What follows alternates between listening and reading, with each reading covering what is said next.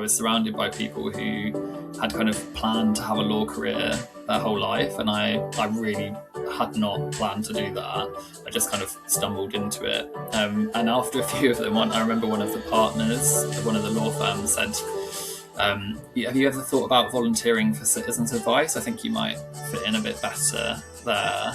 And at the time I was like, oh, this is really good, giving me career advice. And looking back now, I think that partner was maybe slighting me a little bit and saying, like, you're not really cut out for this.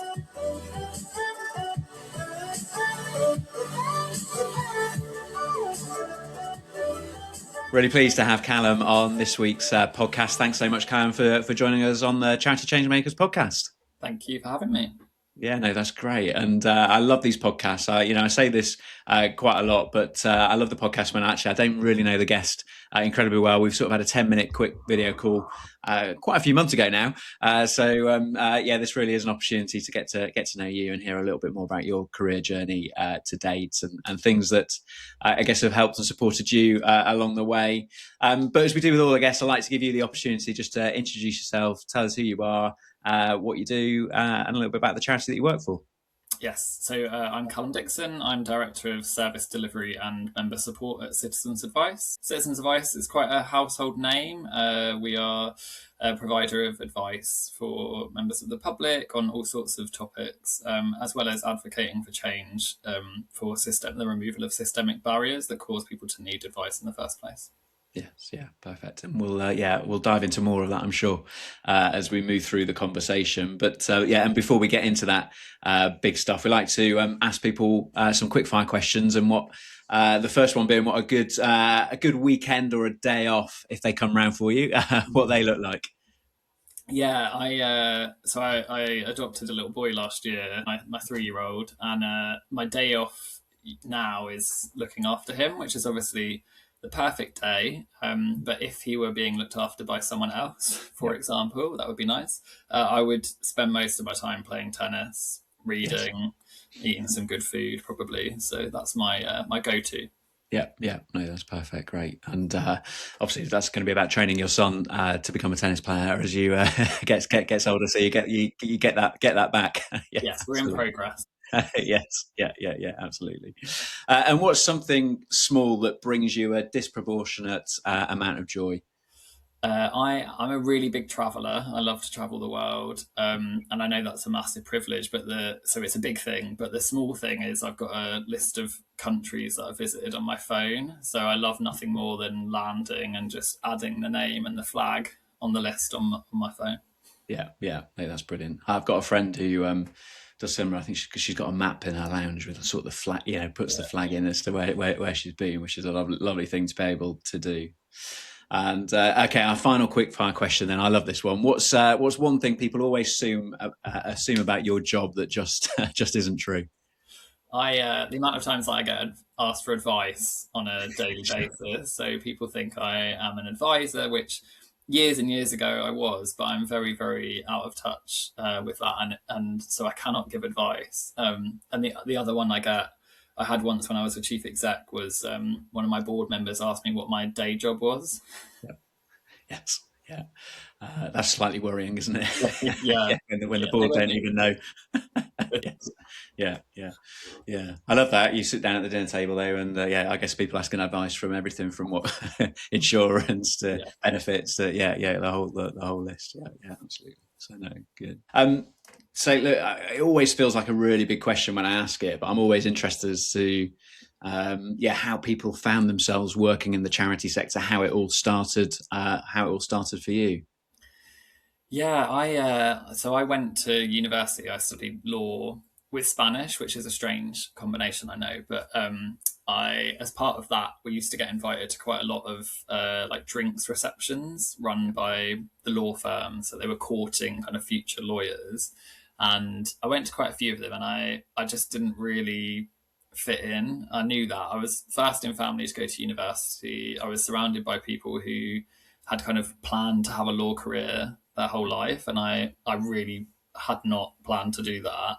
I just kind of stumbled into it. And after a few of them, I remember one of the partners of one of the law firms said, Have you ever thought about volunteering for citizens advice? I think you might fit in a bit better there. And at the time, I was like, "Oh, this is really good. Giving me career advice. Off I go." And I started volunteering, and I loved it. I absolutely loved it. I just loved the ability to use all the things I was learning and the privileges that I've been given to help people who didn't have the same privileges for whatever reason. And looking back now, I think that partner was maybe slighting me a little bit and saying like, "You're not really cut out for this." Actually, the amount of people that I've been able to help and support, and the work that I've been able to do since then has been really, really meaningful for me in a way that I don't think maybe a kind of corporate law job would have been for me. I know it is for other people, but yeah, definitely for me. And then it just kind of continued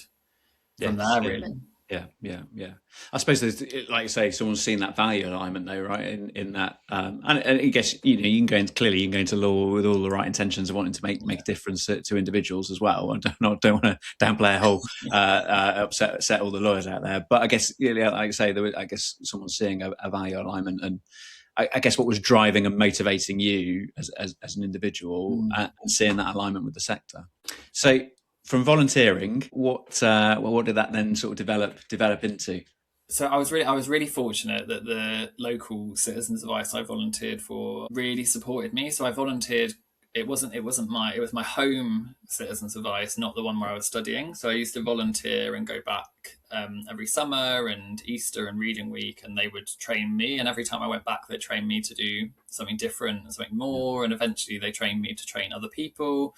And I started supervising the sessions, and so I got loads of skills even whilst I was at university. And that's one of the incredible things about our sector, is that they nurture talent, and you get the opportunity to do things sometimes that you probably wouldn't in maybe other sectors. And after that, I got a job working for Shelter Housing Charity, so straight out of university, actually on their legal aid casework. So I was putting my degree to good use, but also all the training that I'd had from volunteering meant that I could secure that job. Did that for a while, started studying for a master's part-time, and then got a job in another citizens advice. So it I just kind of carried on working in the advice sector for a long time, and kind of moved through different roles. Worked at the university for a while, specifically with students who were from marginalised backgrounds, so estranged students, care leavers, LGBTQ plus students. Really enjoyed that. It was mostly in the kind of funding bursaries and scholarship space, so a little bit out of the not-for-profit sector, but very much in the sort of ethos of support. And then I realised that I just missed working in charities, and very randomly became chief exec of a substance use charity, despite having never worked in drug and alcohol services ever, which is a bit of a theme of my career, actually, just kind of stepping into sectors that I've not worked in and picking them up and learning. And I did that for a while and really, really enjoyed it before leading a merger with a regional partner, doing a brief stint in a housing association, again, something I'd never done before, and then finding my home back at Citizens Advice in the national organisation. Yeah, absolutely. And I'm going to make an assumption here, but I guess you kind of, like you say, stepping into that first chief executive role at quite a young age with some varied experience, like you say, from different sectors. It's kind of having to go hard, go fast quite quickly. I just wondered, how that transition felt, how that came about. You hadn't, like you say, hadn't necessarily done the rounds in senior leadership roles, and kind of ended up in that position. Yeah, I'd love to hear more about that. Yeah, I mean, again, it's one of these things about the sector, isn't it? That if you see potential in someone, you can take it and run with it. The organisation I went to be chief exec at was small, so it was sort of 400, 500,000 turnover. So, actually not small in the broader context of the charity sector, but certainly small compared to some of the organisations I've been working in and have worked in since. And it was a recruiter actually that I'd known that contacted me about the role, and I'd been thinking about what was next after working in higher education and wanting to get back into the voluntary sector. And I think I was think I was like 25, 26. So really, really didn't have a lot of life experience, let alone leadership experience. And looking back now, I wasn't ready for the job at all. I remember having that conversation with my mum when I got it, being like, I don't know if I can actually do this. And at the interview, the first stage, funnily enough, it was a founder chief exec. Yeah. Okay. So she founded it 40 years ago, the same board for 40 years, which was fascinating, and brilliant, committed people, who really cared about the service. But my first interview, I met the team, and when the chief exec phoned me after, she said, "Oh, their feedback was that you were too young." Yep. And I remember thinking, well, there's not really a lot I can do about that. I might grow my beard out a bit more, maybe like wear a hat or something to make myself look a bit older. But she saw something in me and was trusted me to take it forward. And yeah, I was out of my depth, definitely out of my depth in the early stages. And I made some mistakes, and I learned a lot from that experience. Yeah, yeah. And what were you able to say? I guess some of those learnings, I guess, is shaping you as a leader in those early days. The wins and the mistakes, I guess, that came up through that. Yeah, so one of the first things that I did, it was a really complicated setup because the organisation was subcontracted by a local NHS trust, and that was our only funding. So one contract, and previously we'd had a kind of really big, expansive services, had been up to sort of 1.5 million turnover organisation with properties and like a very well rounded and sustainable organisation. But because of the wider changes in the sector and the commissioning landscape, we'd kind of shrunk to just delivering this one contract. So the kind of brand and identity wasn't there, and I kind of came in and thought, what is it that we really need to do? What is it that we want to do as an organisation? And yes, the delivery of that contract was important because it was sustaining us, but it really wasn't what we were about. We weren't really about delivering clinical services. We were more about kind of community and well-being and the ethos surrounding it. And I kind of went quite quickly on trying to drive that strategy, and in the process, I think alienated the NHS trust and our funder. And as a result of that, after about maybe 8 months in post, we made the decision to mutually to exit that contract. Looking back, I don't know if that was the right thing for. Ultimately, it was the right thing, but at the time, I don't know if it was the right thing for the organisation.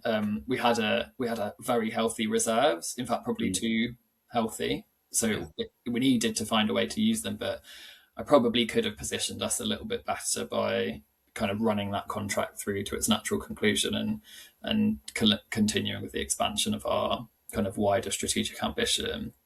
So I learned a lot about stakeholder management and engagement and kind of bringing people on the journey when you've got a vision. Yes, yeah, absolutely. And when you're thrown into that leadership, I guess, of a smaller organisation, I mean, you are literally doing everything, aren't you? From, thinking about the program delivery to the fundraising to the finances to the HR to the. I was chief executive of a small charity at 27. Literally emptying the bins on a Friday. I mean, it literally everything. One of my favourite memories is, so after that contract had ended, we needed to move because we were also using their premises. We had to move out, so we had to go and find a new, again, brand new things to me. I had to go and find a property to lease and enter into a lease agreement and negotiate rent and all of that. And it was an old charity shop and it needed completely refitting and refurbing. And I remember gorilla gluing some carpet down to the floor because we couldn't afford to get like a carpet fitter in, while simultaneously writing an application for the National Lottery Community Foundation. That sort of like trying to do everything and some things that really well, some things you don't, and learning along the way. Yeah, absolutely. But I think there's something really important about that learning that can take place within a smaller organisation that then, will help people as they move into different. I mean, some people stay in that type of organisation their whole career, but I guess the things that you've learned there will impact, the way in which you're working and leading today in a bigger organisation. Mm-hmm. And I know a lot of our listeners are people that are kind of, trying to make that step up into senior I guess if you could give a piece of advice to someone who was stepping into a senior leadership role in a smaller organisation, or maybe tell them this is something that you don't necessarily need to panic over, or something to worry about. What sort of springs to mind? The thing that I remember most about being in that role was the community. So having a group of peers who I could, talk to, because being a chief exec is quite lonely. It's a lonely job because you've got to an extent, protect your team from certain things, and you're being held, rightly so, to account by a board who can be varying levels of supportive. And I speak as a trustee myself. I've got that experience in lots of different organisations, and I've seen it work really well and not work in others. So having that community of other chief execs or senior leaders is really valuable, as well as accessing coaching, mentoring, support from completely externally, because often other local chief execs can be competitors as well, and that adds a new kind of dynamic into the space too. But that was really, really valuable for me, building those relationships.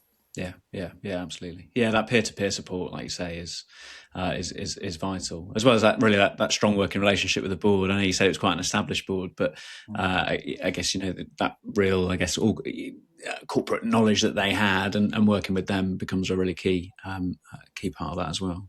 Yeah, and I did a lot of work on kind of diversifying the board to bring different perspectives and opinions in, and that really added a lot of richness to the discussions that we had. But that's a classic kind of trope of the voluntary sector. The charity sector is the relationship between the board and the chief exec, and how strong your board is, and how you build it, and whose responsibility is that. And I think it's a long-standing discussion about how fit for purpose charity boards are now, considering the way that the rest of the sector has moved and the pace that we've moved at, and other sectors have moved as well. And it's such a huge expectation, speaking as a trustee, on people who are volunteering their time to give so much and to understand it. And that's something we experience at Citizens Advice, because we're such a heavily regulated service provider. The expectation on our trustees of local offices and the national organisation is really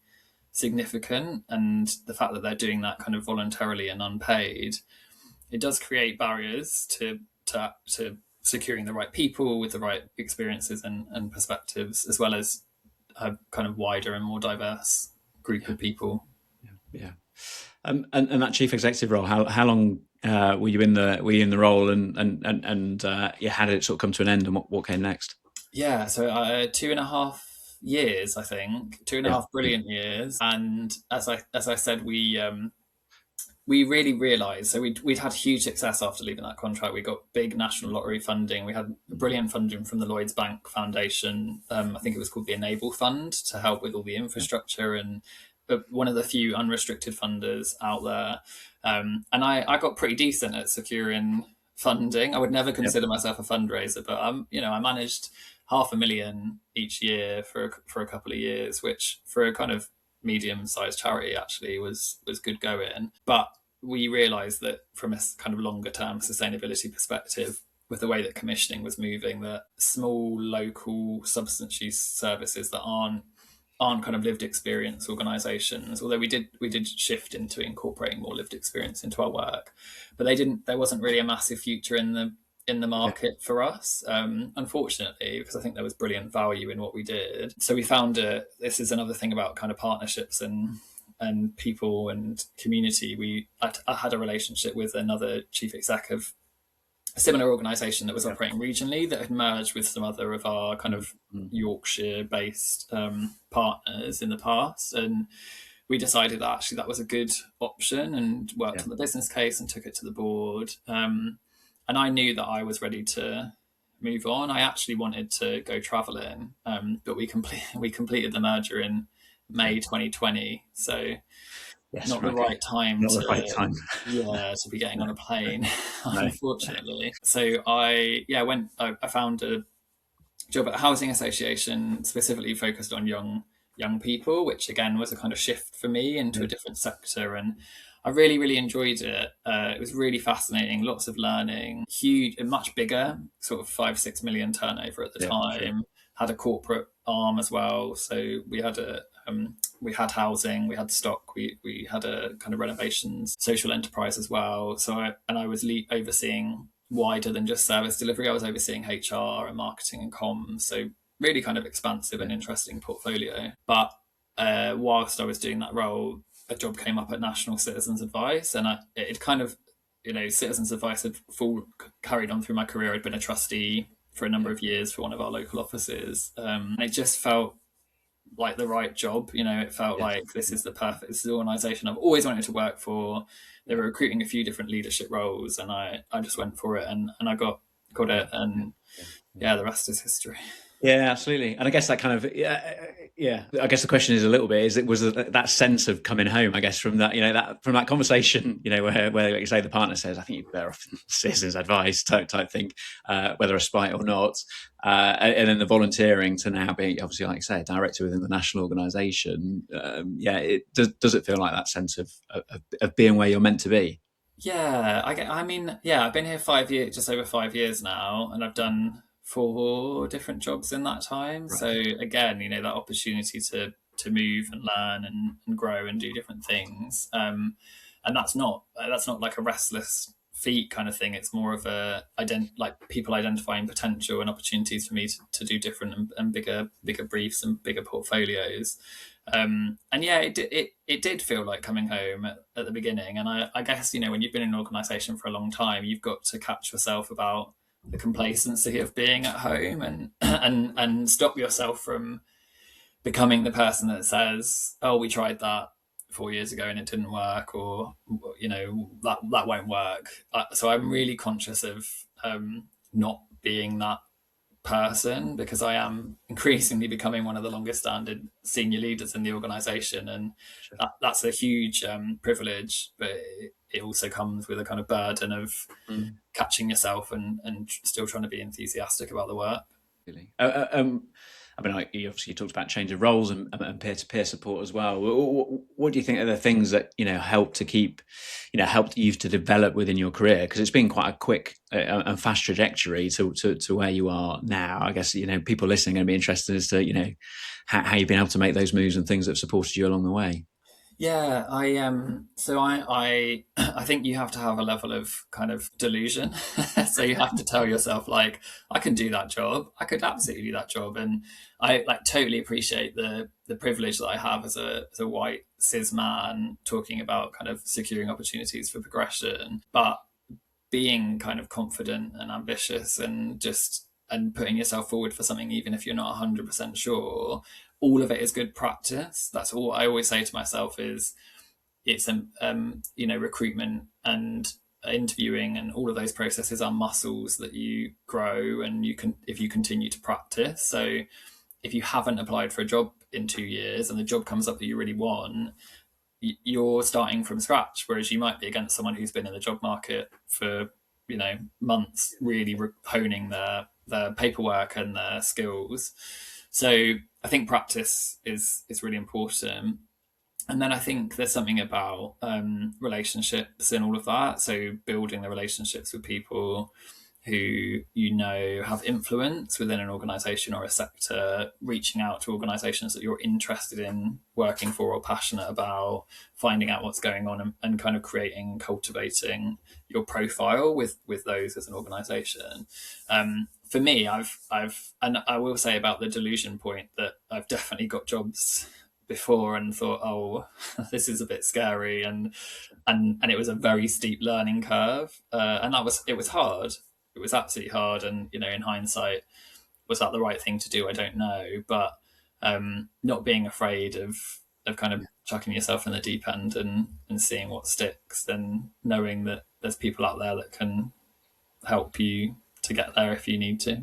Yeah, absolutely. And like you said earlier in the conversation, if you demonstrate that aptitude for a role, there are opportunities. And from the founder of the organisation, and I'm sure line managers and people that you've worked for recently, that have seen that value alignment, that vision, that mission, your drive for the work, will create opportunities, as clearly has happened at Citizens Advice as well in the last few years with the different roles. Yeah. Yeah, absolutely. And I think, we see that across the sector all the time, don't we? I think, for people, there's an opportunity to with that right approach to grow their career. So yeah, it's always really interesting to hear how people have been able Yeah. to do that. I guess the other thing is I put my hand up for a lot of stuff. In Yeah. the early days, I would say, yeah, I can do that. Yeah, let me try that. Because especially in kind of bigger organizations, your personal brand is really important. And if you're seen as someone who kind of takes on the difficult things and is able to solve them, and again, sometimes I've taken on too much and it's been at the expense of my well-being, and finding that balance is really hard. But there's definitely something about the things you learn when you're outside of your comfort zone and you're stretching yourself that will help you not just to kind of be better at the job you're in, but think about what's next and what you really enjoy. Yeah, absolutely. And I wonder, and I hope you don't mind me asking, has that balance shifted a little bit more, obviously, more recently, like you say, becoming a parent, and I guess, shifting in that, what you can and can't compromise on, I guess, in that, and what you can put your hand up for. But also, I guess, what you value at work, I guess, changes, I think, in that moment.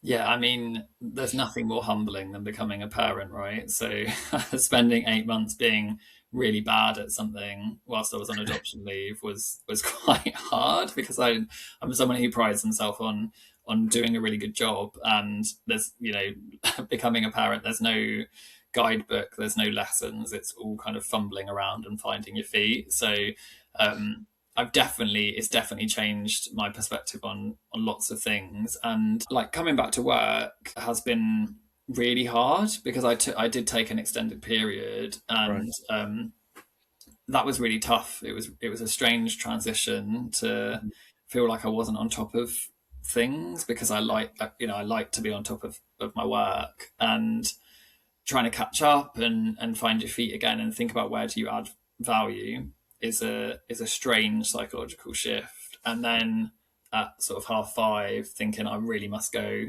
and get him from nursery, and suddenly your brain has to shift, your context shifting, you're hopping around the living room like a bunny rabbit, and what trying to be the parent that you want to be and leave the work behind. And millions of people live with that dynamic, and it's definitely made me reflect on what it means to be a good leader when you've got teams of people who aren't just parents but are carrying thousands of other things that you don't know about, that they're living with day to day. And I'm really proud to work in an organization that's so inclusive and flexible and brilliant, not just for me as a parent, but for other things that I've experienced whilst I've worked here. So I love to be able to replicate that as a leader for my teams and my people, and in any other organization I work for in the future, to bring that real sense of understanding to work would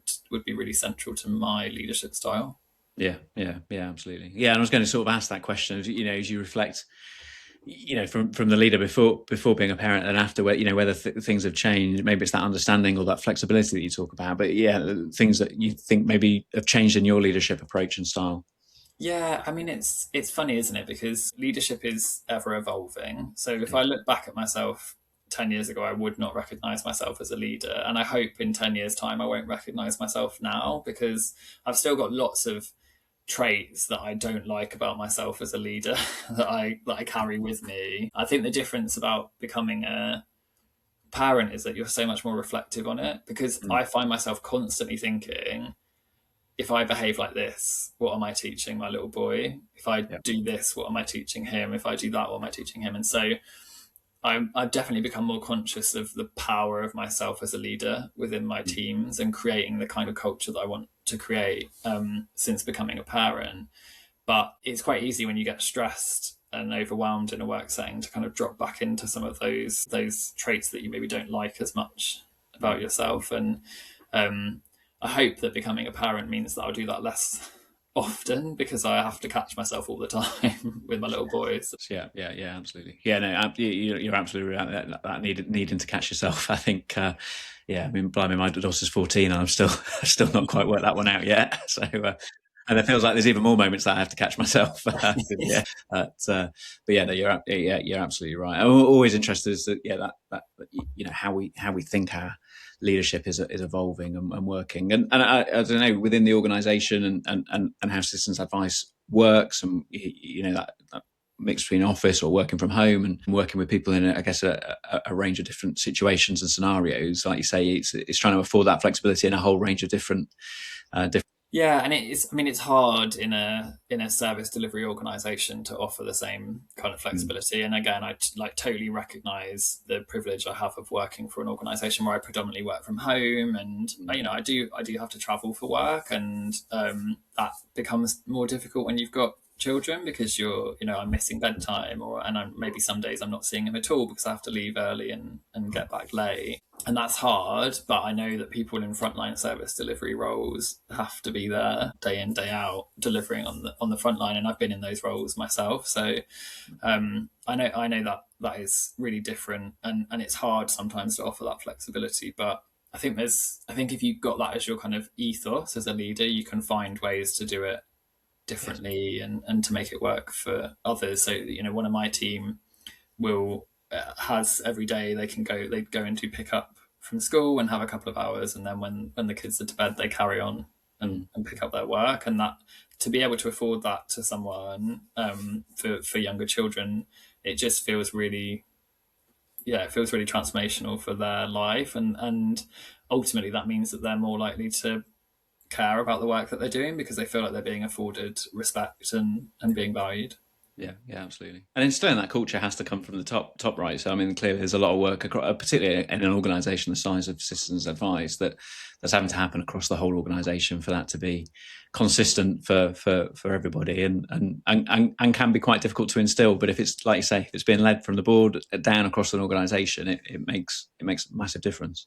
Yeah, and again, that's another thing that I've learned sort of over the last 5+ years, is that the power that you hold as a leader is not to be underestimated. So people look to you for a lot of things: direction, support, guidance, boundaries. Sometimes, people want their leaders to say, no, it needs to be done like this. And that's a power that shouldn't be wielded kind of with anything other than good intent. And look, I always want to give people the opportunity to talk a little bit about the organisation that they work for. I mean, I guess with Citizens Advice, it's sort of a household name charity, isn't it? And I guess people will be aware of the brand and the organisation, and people that will have engaged with your services. But yeah, tell us a little bit about Citizens Advice, the work that you do, and what as a charity and organisation you deliver. Yeah, so we're a federated charity, so we've got just over 230 members. So your local Citizens Advice will be a member of the national organisation, and again, that's the kind of I think this is the same for all federated organisations, but people don't really understand the difference between the brand and the organisations that operate within it, which is great for brand recognition, not so great sometimes for sort of press, news, reputation protection. But we deliver services in lots of different ways to lots of different people, mostly social welfare advice. Predominantly, that's what we're sort of known for. But we also have a brilliant role in consumer advice and energy advice. So protecting consumers from kind of poor practice within the sector. Balancing power really is what we're all about. So making sure that people who are less empowered as a result of kind of the natural societal imbalance of power that exists through the ways that we are kind of set up, that they are able to advocate for themselves and secure their rights, basically. But we also have an incredible advocacy function that is all about creating systemic change. So campaigning, lobbying, making differences to some of the policy and practice that impacts thousands, millions of people across England and Wales. And our local offices are all independent charities with their own trustee boards, and they all deliver lots of different services in lots of different ways. Some of them doing really brilliant, innovative work in artificial intelligence, some of them doing great work in the health space. And yeah, it's incredible to work in because you get to see so much innovation, and learning. And one of the things that we've done as an organisation that I've kind of been supporting with leading on has been shifting the way that we interact with our federation, and looking at power and power imbalance, and doing a huge amount of co-design, which has been really transformative to our relationship and our ways of working, and also the things that we do and how we do them together. Yes, yeah, absolutely. Like you say, it can be a bit of a minefield, kind of navigating, working in a federated space, and that bringing everyone together when you've got such, different organisations doing different things in different parts of the country. Yeah, but I love the complexity of it. I don't think I realised quite how complex it was until I joined, and the first role I was in was I was head of member relations and support. So it was all about the relationship and support for our members, and realizing quite how complex it is to try and move as a one movement, which is what we are, towards a shared ambition, when the willing is there, but the resources aren't always, because the way that advice is funded is almost a bit of a postcode lottery across England, especially Wales. Wales does it better, I would say. Don't know if I should say that, but I think it's true, and it means that you can't just say, well, we should all do this, because it doesn't work like that, because one local office might be completely volunteer-led or predominantly volunteer-led, and another might be almost entirely paid staff because they've secured different types of funding. So the complexity is fascinating. The things that you learn about using soft power, because you don't necessarily have the levers that you might be used to control and pulling in a direct delivery organisation. But I've also been able to bring lots of my direct delivery experience of leading delivery organisations to some of the work as well. So I would recommend working in a federated organisation to anyone, either the national or the local, because it teaches you a huge amount about power, relationships, influence, and brand reputation. For anybody listening that's thinking, how could they get involved with citizens' advice? I mean, I'm conscious, you talked about, that first step in was volunteering, I guess right through to being able to support the organisation financially. What are the best ways, or where do people need to go to find out more? One of the top, I think we're one of the top 100 visited websites in the UK. So you can access advice there, but you can also find out about volunteering with your local citizens' advice and how to support us financially. We aren't traditionally a kind of individual giving based organisation, so our funding portfolio is predominantly contracts and grants from either central or local government, as well as trusts and foundations, and we've been really investing in our kind of corporate partnerships recently as well. Individual giving is not a big part of what we do, but we always appreciate financial support because it means we can help more people. Yeah, no, that's great, and we'll make sure that there's links through to the website from the show notes here today as well. Callum, we always sort of finish with asking people the same sort of question about one lesson that you've learned the hard way that's shaped you as a leader, or the leader that you are today. Yeah, I think slow down. I think when you are passionate about what you do, which we all are in this sector, you are naturally kind of driving yourself towards delivering value for the people who need your services or use your services, or the people that you're there to support.